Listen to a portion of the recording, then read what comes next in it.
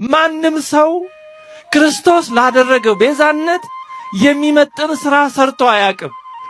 እንኳን አንድ ሰው ይቅርና በዓለም በሙሉ እስከ ዛሬ የመጡ ሰዎች ወደፊትም የሚመጡት ተጠራቅመው ከመጀመሪያው ከአቤል ጀምሮ በግፍ ደሙ ከፈሰሰው ከአቤል ጀምሮ እስከ መጨረሻው ሰው ማን እንደሆነ እግዚአብሔር ብቻ ነው የሚያውቀው። እስከዛ ድረስ የሚነሱ ሰማዕታት የሚያፈሱት ደም፣ የሚቀበሉት መከራ፣ ጻድቃን የሚቀበሉት ጸዋትወ መከራ፣ ተጋድሎ፣ አንብ፣ ስግደት፣ ትህርምት፣ ምዕመናን በየጸጋቸው የሚያደርጉት ተጋድሎ በሙሉ ቢደመር ክርስቶስ ለአንዲት ቅጽበት ከጲላጦስ ፊት ክብር ምስጋና ይግባውና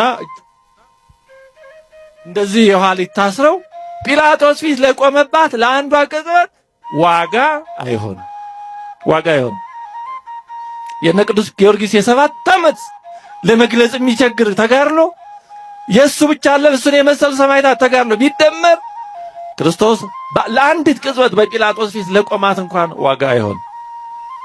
ስለዚህ ክርስቶስ ለሰጠን የመዳን ጸጋ ለፈጸመልን ቤዛነት ምንም ተመጣጣኝ ቀርቶ ወደ አጠገቡ የሚደርስ ምንም ነገር የለንም። ይሄን ሁሉ ያደረገልን ከቸርነቱ የተነሳ